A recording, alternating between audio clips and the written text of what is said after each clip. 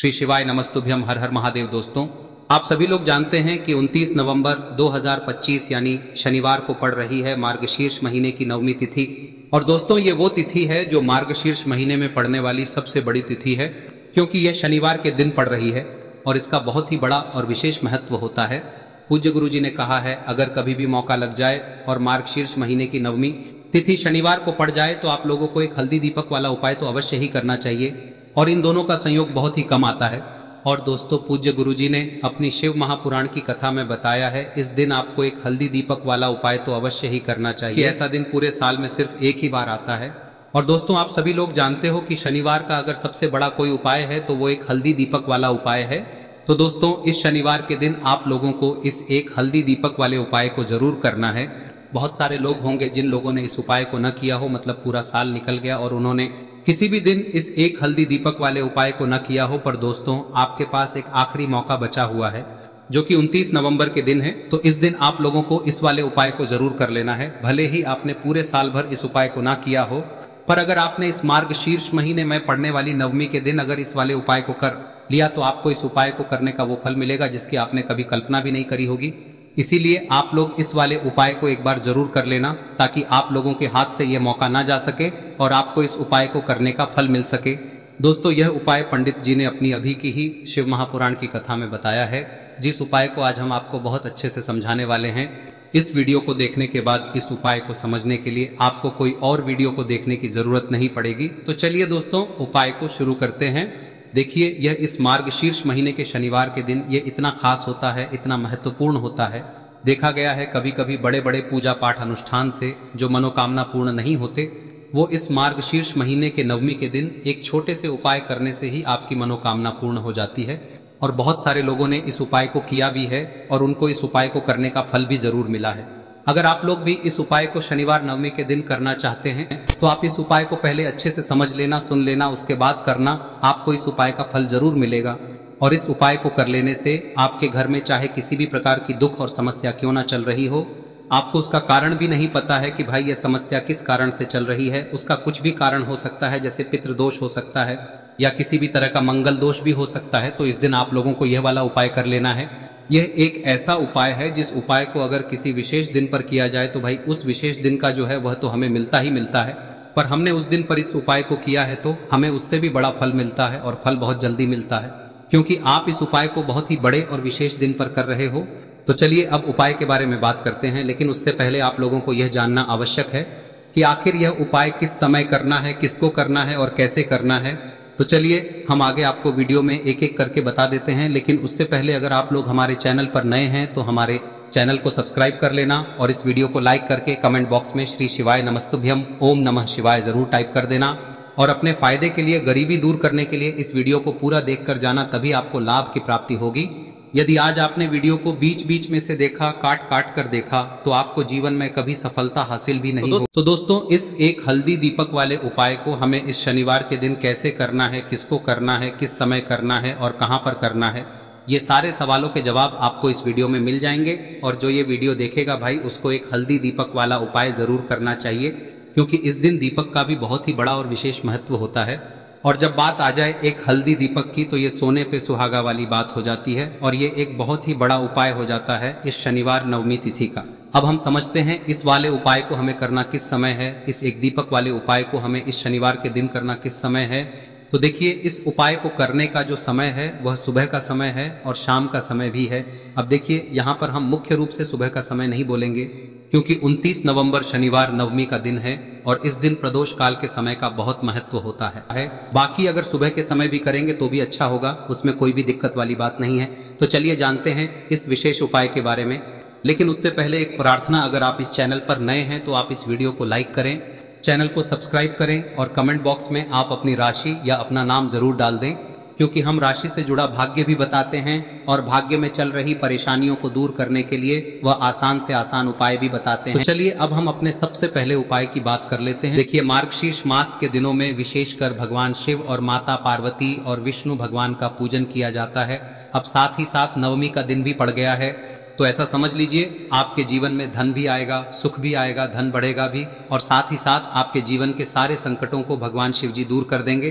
तो चलिए सबसे पहले बात कर लेते हैं सबसे पहले उपाय की, जो कि शनिवार वाले दिन आपको विशेष कर करना है। और इस उपाय को करने से आपकी कोई भी ऐसी इच्छा, कोई भी विश जो अभी तक अधूरी है, पूरी नहीं हो रही है, तो आपकी बड़ी से बड़ी विश और मनोकामना भी पूरी हो जाती है जब आप शनिवार नवमी वाले दिन इस पहले उपाय को कर लेते हैं। तो देखिए, आप सभी जानते हैं कि श्री हरि विष्णु जो है उन्हें तुलसी दल सबसे प्रिय है।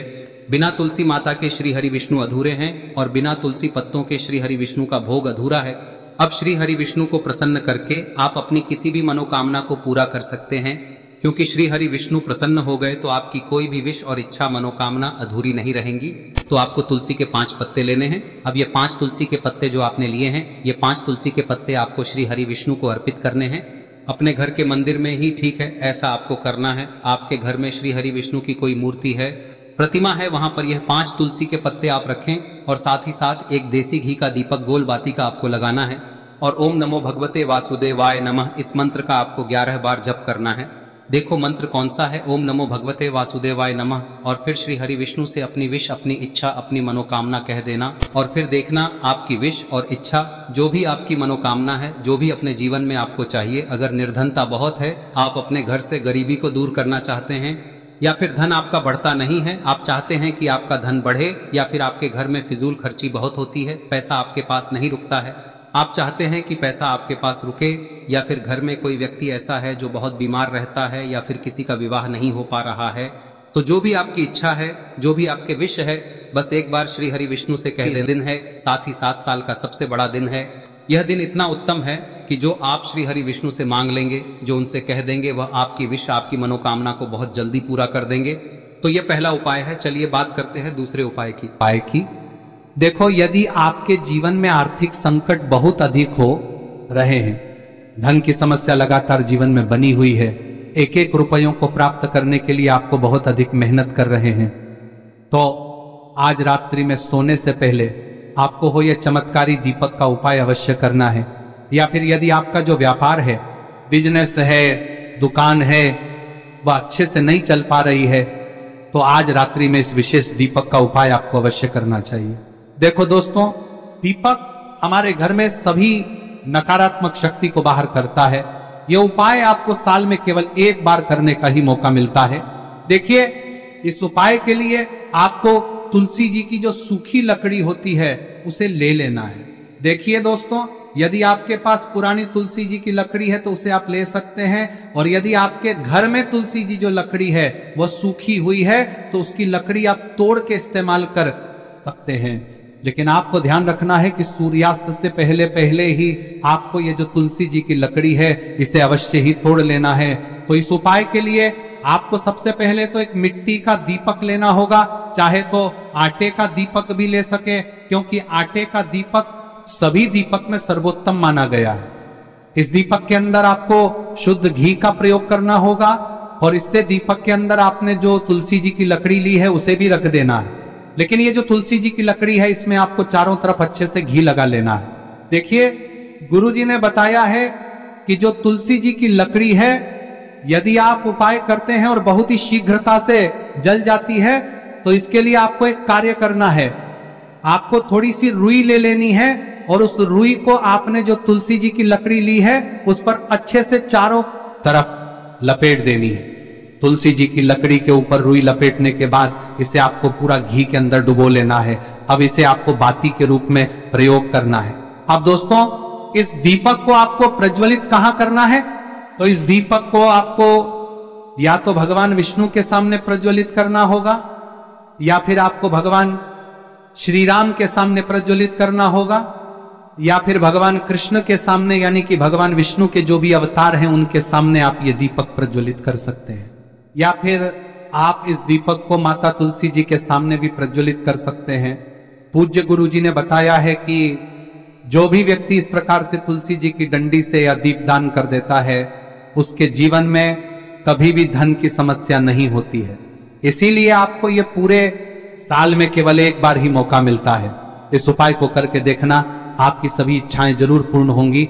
ये जो उपाय है रात्रि में सोने से पहले करना है। अब बताते हैं तुलसी के गमले में आपको वह कौन सी चीज डालनी है जिस उपाय को करने से आप अपने जीवन में महाधनी बन जाएंगे। इतना धन आपको मिलेगा कि कभी भी आपके धन में कमी नहीं आएगी, कभी भी आपका धन बर्बाद नहीं होगा। आपके पैसे की बर्बादी बिल्कुल आपके जीवन से रुक जाएगी। और जो लोग कहते हैं कि घर में पैसा तो आता है, पैसा रुकता नहीं है और पैसा बढ़ता नहीं है, वृद्धि नहीं हो रही है, उन्हें भी विशेष यह तीसरा दिन जरूर करना चाहिए। तो देखिए, पहले ही आपको बता दिया कि श्री हरि विष्णु की पूजा और उनका भोग श्री मतलब तुलसी मैया के बिना अधूरा है ना। और तुलसी मैया जो है वह श्री हरि विष्णु के बिना अधूरी है।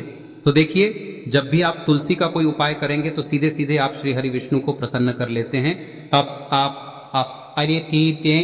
अब व्यक्ति को, यानी जो भी व्यक्ति है, किस व्यक्ति को कितना धन देना है, यह श्री हरि विष्णु के हाथ में होता है। धन देने का काम माँ लक्ष्मी करती है, जो कि माँ तुलसी का ही एक रूप है। माँ तुलसी जो है यह माता लक्ष्मी का ही स्वरूप है ना। तो आपको करना क्या है, आपको लेनी है यहाँ पर हल्दी पिसी हुई, जो कि श्री हरि विष्णु से जुड़ी हुई है, आपके गुरु गृह से जुड़ी हुई है, आपकी कुंडली में गुरु को मजबूत करती है, सुख सौभाग्य को खींचने का काम करती है, धन को बढ़ाने का काम करती है।